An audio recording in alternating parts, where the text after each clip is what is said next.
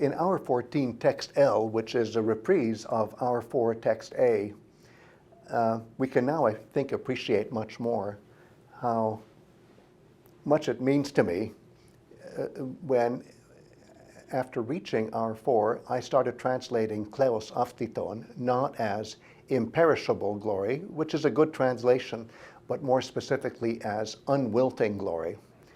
And it's with the background of this particular passage and a few other passages that we've already looked at that makes it possible to see this deeper meaning and understand even better what the metaphor is at work in that beautiful combination of words, kleos aphthiton, glory that is unwilting, as I now translate it, because phthe does basically convey the idea of wilting when it's applied to plants. There's just no doubt about it, and you see it right here where Achilles is described in death as having wilted in death. Phthine, especially in the context of seeing the beautiful passages of an idealized garden and how the nature, the forces of nature that express themselves in a garden are those same forces that have to do with the generation and then the wilting of plants. We can appreciate all the more, I think, how what's really going on here, what's really to be lamented, is the death of Achilles as a beautiful young flower. And what's equally interesting is how that lament can then become a song which negates that wilting, because the song, starting as a lament and then becoming all sorts of different other kinds of song, like epic itself, that song does not wilt. So the big contrast is Achilles wilts, but his song never wilts. Right.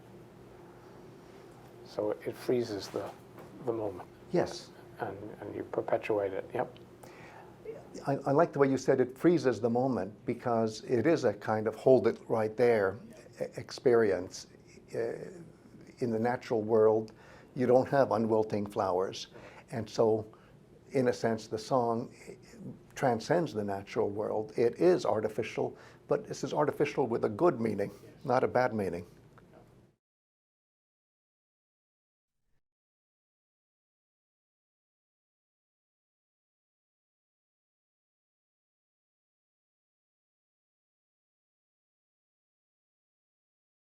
In hour 14, text M, we have a brief look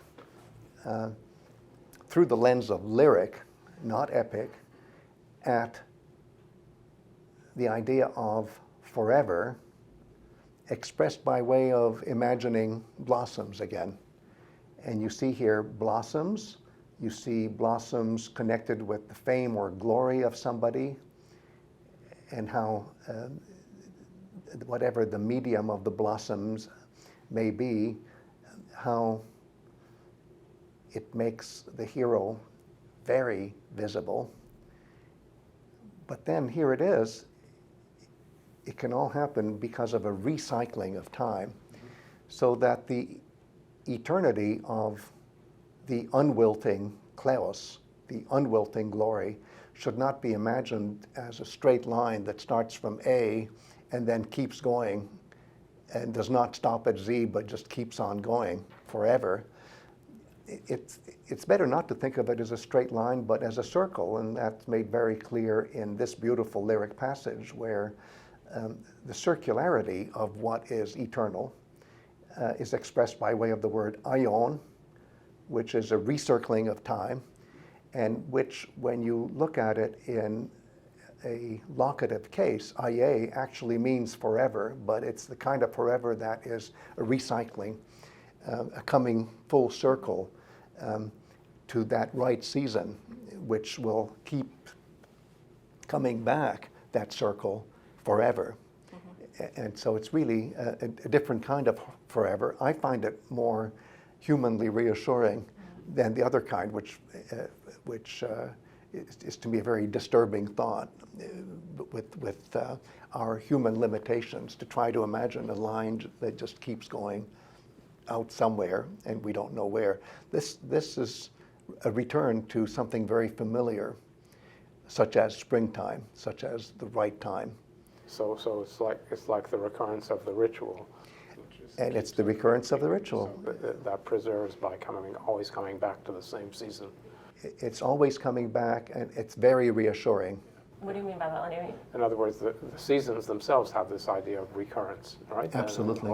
Horai Absolutely. as well. And yeah. the songs themselves too, because they're Yeah. tied to certain Yes, occasions, right? Yes. Seasonally Yes. recurring Yeah. occasions? yes, and it's predictable, and when it happens, it's extremely reassuring.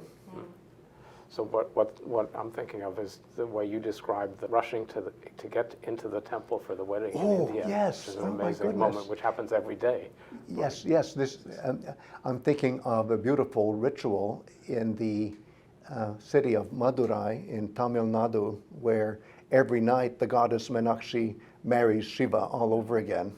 And when I was there, waiting to get into the huge, cavernously big temple where the wedding starts taking place, it's clear that everybody's excited about how it's all coming together all over again. It never loses the excitement. It never loses the excitement. It's like philosophy. It's like Protesilaos and Laodameia, right? It's like Protesilaos and Laodameia, these eternal lovers, and they still love each other oh so much. Yes, and it's seasonally predictable. The seasonality could be,